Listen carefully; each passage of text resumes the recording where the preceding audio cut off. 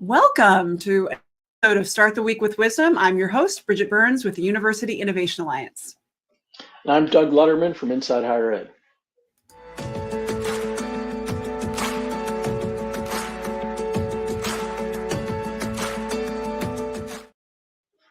Each week, Doug and I team up to have a conversation with a leader in the field, a sitting college president or chancellor, that we hope that brings you some insight and perspective and optimism for the week ahead. And that's why we call it Start the Week with Wisdom. And before we get to today's guest, I want to remind you, as always, that the program is brought to you by Mainstay, which you may remember as AdmitHub if you've been around the field for a while. It's a student engagement and retention platform. It's had some really distinctive, what most distinguishes it is the extent to which it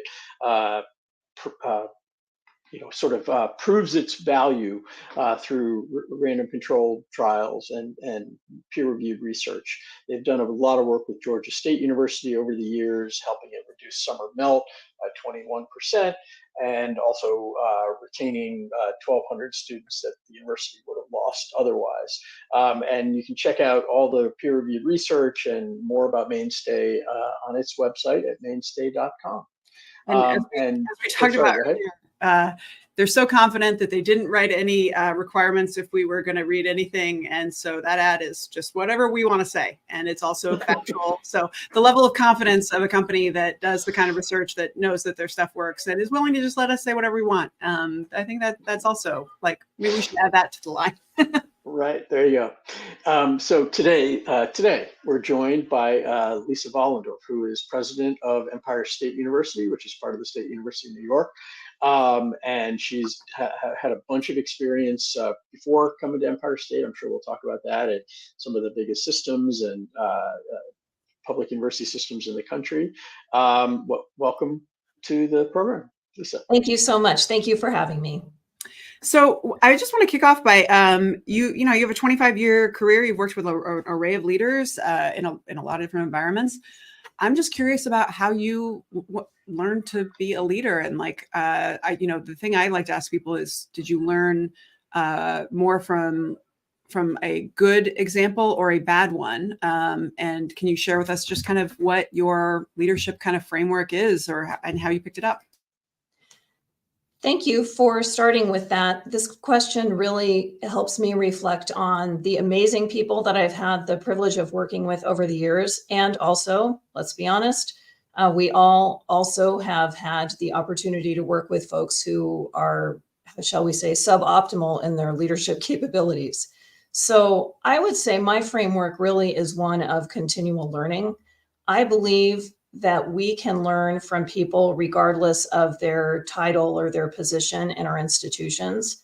And I really take a lot of pride in being intentional about observing people's behaviors around me and reflecting on when something seems to be going well, what is actually going on, and thinking about how to integrate that kind of skill or that kind of trait or that capability as I move forward. And simultaneously, when I learn by negative example, I try to focus on not just associating the behavior with the person necessarily, but also what is it about that negative example that I can learn from to avoid it. So I would say it's a mix, and my framework is very much about learn from those around you and also be focused on integrating new skills and talents and ways of being that are authentic, so I can have an authentic expression of who I am.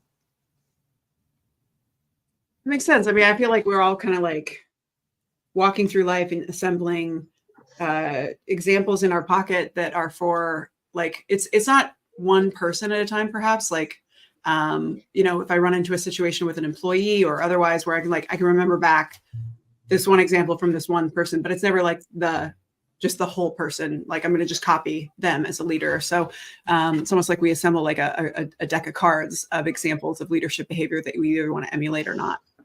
Yeah, I like that. I like that as a metaphor, or a collage metaphor is what I think of sometimes. I met Bridget at a conference recently, and I knew immediately that your superpower, Bridget, was the ability to wrangle people with big egos and a lot to say, And immediately I honed in on that as something that is a very difficult skill to acquire and to act on. And also I thought this woman must have other superpowers, because that's a high level, high bar to reach. That's very nice. Cat herding has been long, like that. That's what people, I remember early on, someone said that, because I was on the board of higher ed, and they're like, it feels like you have these 7 cats and you're trying to grab their tails, try and get them to go in the same, and that always for me, I was like, it's like cat herding. And now I don't feel like I have to necessarily cat herd now, but that's what I heard when you were saying that. I was like, yes, it's working. It's working. Keep on with that. Thanks, Doug. I'm curious no, go ahead. I'm curious, did you have, when you were talking about sort of how you figure out what to take from different people, are there, where do you feel like do you feel like the things you've learned from the good examples are in a different category or different realms than the things you've learned from negative examples? In other words, are they concentrated in different areas, or is it all a mishmash? Well, I think for me, and I think in general, when you think about pedagogy and what we know about teaching and learning, it is much easier to learn from positive examples, because it's harder to do the opposite of what the negative is, because you have to imagine it and create it for yourself, which means probably you're going to have to make 1,700 mistakes before you nail it.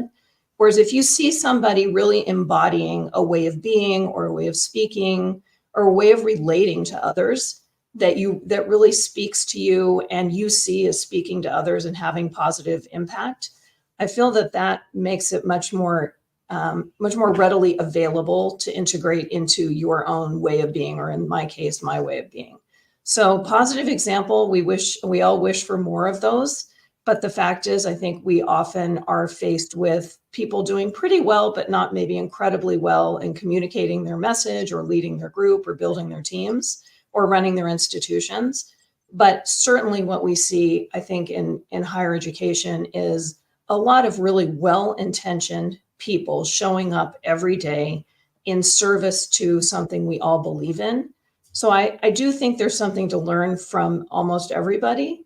And then the question is, as you're pointing out, if we're moving around the space of negative example or suboptimal example, it takes longer to really figure out what we want to incorporate into our leadership style. But that said, I also really think we have to learn both from our own mistakes as well as from our own successes. So that's part of the leadership journey, I would say. That was really helpful. I don't think I'd ever thought about it that way before, but yeah, when I see that, like there are plenty of people I've been like, ooh, it's not necessarily that, I guess do the opposite of that. It's more people are capable of doing that. And I should now understand that when in my decision-making calculus about engaging with people, that there is this possibility and observing how to protect yourself and how to, and sometimes you have to lower expectations so that you're not caught off guard, because of seeing prior bad examples. But yeah, that was really interesting. I wanted to shift to your career and just your trajectory of what has been the most surprising thing about it. I mean, did you see yourself in this position as you're growing up? Like, did you have aspirations to leadership? I'm just curious. So when I was young, I had a dream that one day I would have benefits, because I met somebody who had benefits and I didn't know what benefits were until I met her. So this was really revolutionary for me when I was 12 years old. And from that moment on, I decided that I would learn what these elusive benefits are, because nobody in my family had them. And I would seek to get an education and build a career, have a job that gave me benefits.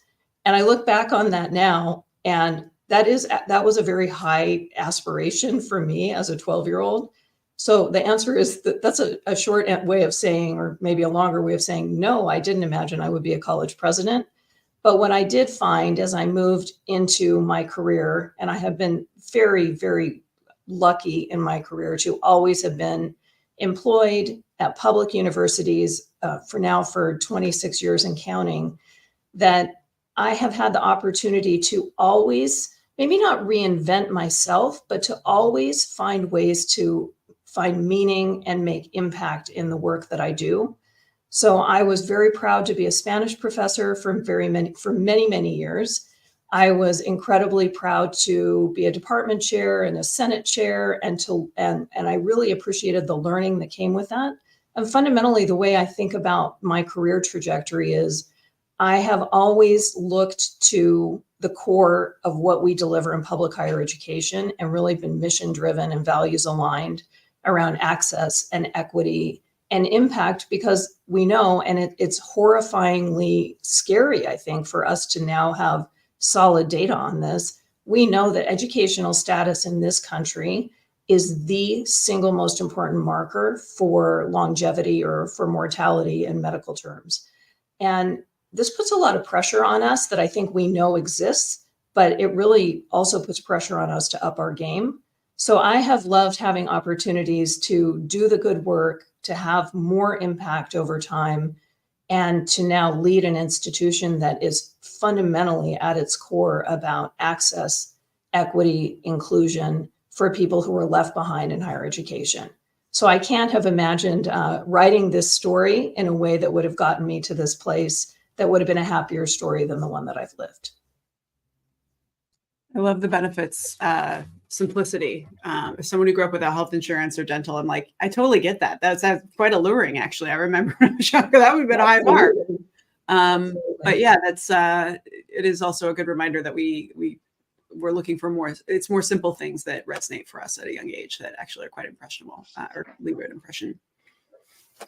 You may have just partially answered this next question in what you just said, but when you now that you have moved into a position of leading an institution, what is your take on what higher education most needs to do right now to achieve what I think you just laid out as its most significant goal, which is access and inclusion for regardless of background. I don't know if that's what you think the big job in front of higher education continues to be, but what do you think higher education most needs to do? Institutions obviously like yours that are focused on that, but thinking sort of collectively as well. What is that the big job right now? Is actually delivering on the equitable access and success that the industry has long purported to do? I think the biggest job facing us, the biggest task facing us in higher education is to break out of our elitist framework. We exist in a framework in which we do not provide access to the majority of people in this country. And we exist in that same framework in still, I would argue, and I hope most people would, the most powerfully impactful higher education system in the world. So we are failing ourselves by clinging to our elitism, and our elitism is expressed precisely through what you're alluding to there, Doug. We express it by keeping people out. We do not have full transferability at most institutions. So students leave behind 40% on average of their credits when they go from a community college to a four-year institution. That is unacceptable.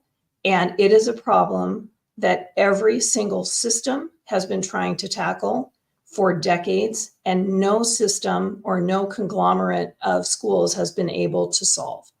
That in and of itself, I think, is a stand-in. It's a synecdoche for what is wrong with higher education in the country. We focus on ourselves as competitors at our institutions, and we focus on student success as being about how we deliver on our promise to our students. And we do not look at student success as being a holistic marker that should cross institutions and be about how we collaborate to help each student succeed.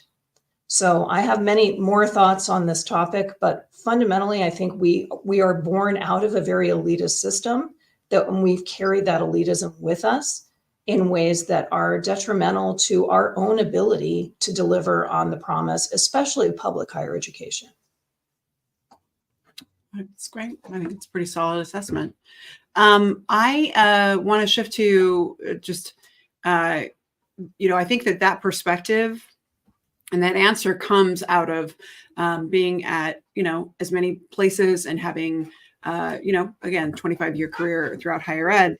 And so I'm just curious about, we'll go to what you're proudest of, but I'm curious about the hardest thing that you've had to deal with in your career and what you learned from it. So my answer to what the hardest thing has been in my career has changed in the last 5 years. So in 2017, my answer would have been the Sonoma-Napa firestorm that hit wine country and burned 6,000 homes. 42 people died. Our university, Sonoma State University, ran an emergency operations center that I was a part of course, for 10 days straight. And during that time, the institution was threatened. We actually called in brush fires that we saw coming over the hills, over the mountains from Napa into Sonoma that we could see from the emergency ops center that we had on the campus. And still we had 3,300 students living in the residence halls at that time. So that was a very difficult time. And it was very stressful and it was very traumatic for the community. And what I learned from that was trauma is it's not one instance. It goes on. You carry that with you in your community for a long time. And so we carried that with our university and it changed how we operated for the good, I would say. And then I would say subsequent to that experience, I experienced the very uncomfortable and untenable situation of having people report their mistreatment, their harassment experiences to me, and then having to report that appropriately so to people above me within my system that I worked in at the time. And the 2 years from the time that initially I was given the information and required to, again, appropriately so, report this information until all of this came to an end, those 2 years were the hardest 2 years so far in my life. And what I learned from them, I shared earlier with Bridget in a conversation. I learned that you can actually go 2 years without getting a full night's sleep and live to tell the tale. So I wouldn't wish it on anybody, but I can say if anybody's in a bad spot, 2 years out, you'll be okay and you will survive. But fundamentally, what I learned is when you choose to do the right thing for the right reason, you have to be very, very solid in your decision making. You have to know that your decision aligns with your feeling of what your integrity is and what your integrity rests on.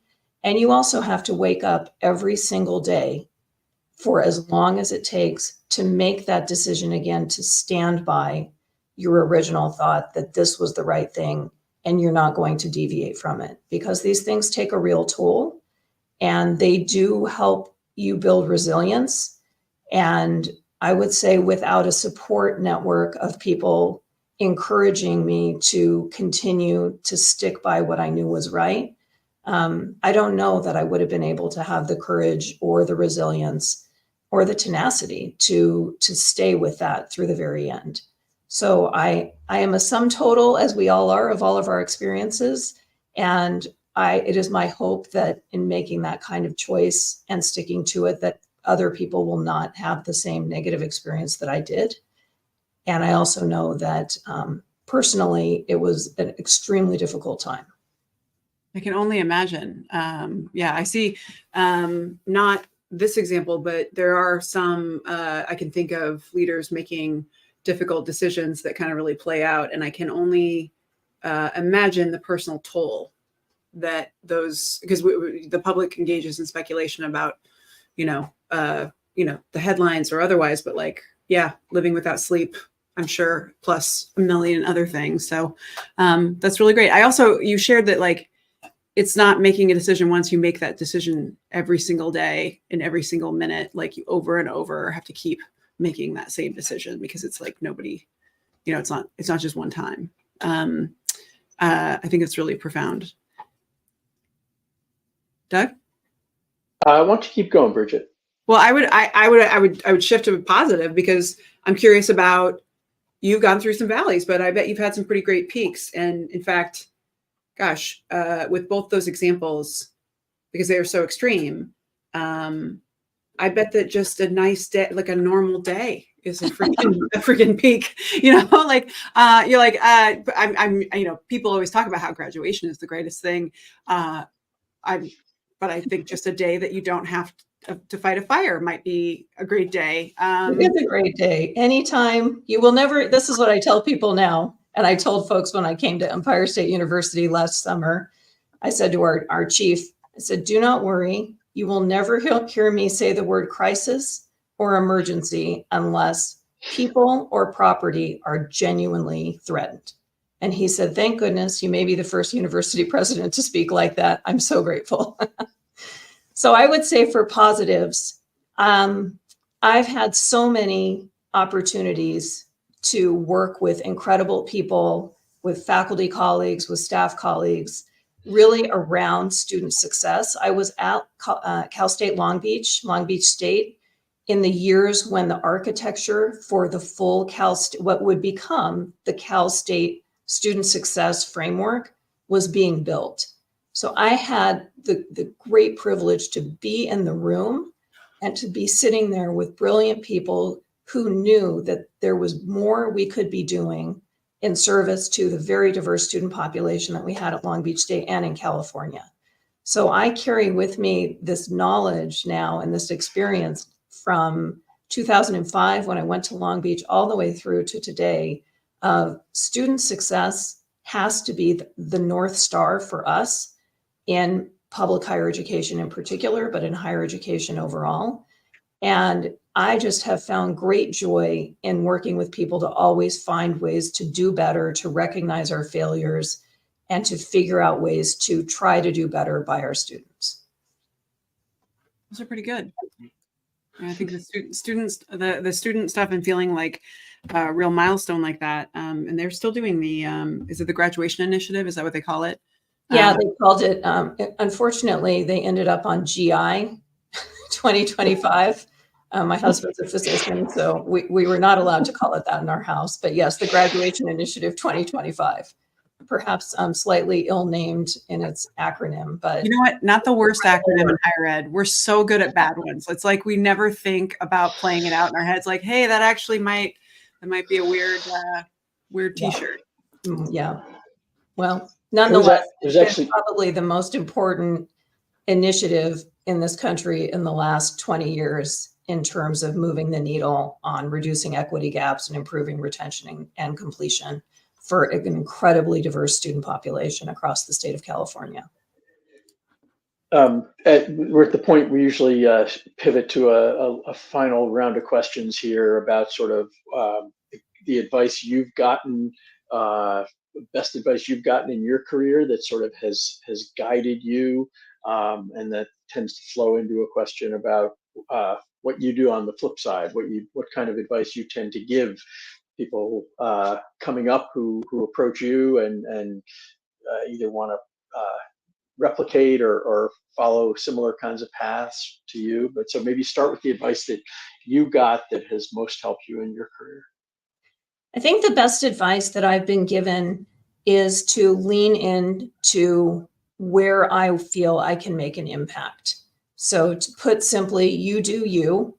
And so for me, that has meant really focusing on daily work and career opportunities where I can express the values that are dearest to me in public higher education around access and equity and inclusion and high quality education for all, not just for some. And when people ask me what I think they should focus on or advice, to carry with them and have in their back pocket and to live with every day, I think it's very important for people to show up as their authentic selves. I have a colleague here at Empire State University who told me early on, you do you. And I think it's important advice. And I think it's advice to enact if you take it with a grain of salt. You should do you, but you should always be trying to be better in service to your North Star. So that's the other piece of advice I give people. Know what your North Star is. For me, mine is the impact that we have in public higher ed on students, their families, their communities, and the fact that if we can help one person in one family complete a college degree, statistically speaking, not only will their life be better, but their kids' lives will be better. They will have access to better healthcare. They will be more engaged citizens. They will have a pathway to intergenerational wealth, things that many people in this country take for granted, and I certainly do not. Those are great. The one that I just met someone at APLU. Let me know that their professional development kind of leadership book catalog is coming from this show, which is wonderful. Maybe we should start. That could be our Doug. We could like create a Amazon wish list or something, because it's true for me too. Are there any particular books that have been most useful for you as a leader? I always find that sometimes people are like, oh, it should be a higher ed book. And I'm like, no, the stuff that's hard is management. Stuff that's like, get through your day, getting stuff done, all that kind of stuff. So is there a book that has been most valuable for you? Yeah, I love Jeffrey Bueller's Positive Academic Leadership. I genuinely love that book for its specificity, for its aspiration, and its specificity about how you can show up and how we need to show up in our leadership positions, regardless of title, as people always in service to those around us. So that's one of my favorites. And my other is Bob Keegan's Immunity to Change, which every single day is relevant, not just in higher education, but probably for us as individuals as well as professionals. Ooh, those are both new ones for us. It's exciting because sometimes we get a lot of the same ones because they're, the good stuff is good, but this is great to have some more to contribute to the bookshelf. So thank you for sharing those. Well, it's been really lovely getting to benefit from your experience and your wisdom and learn a little bit more about how you see the world. So thank you for spending that time with us. And Doug, as always, best co-host for Weekly Wisdom in a long time. Doing a great job. And for those of you at home, we hope this has been an inspiring and short conversation that gets you going on the week ahead and helps you think about your career. So we'll see you next week, but thanks so much for being here. Thank you.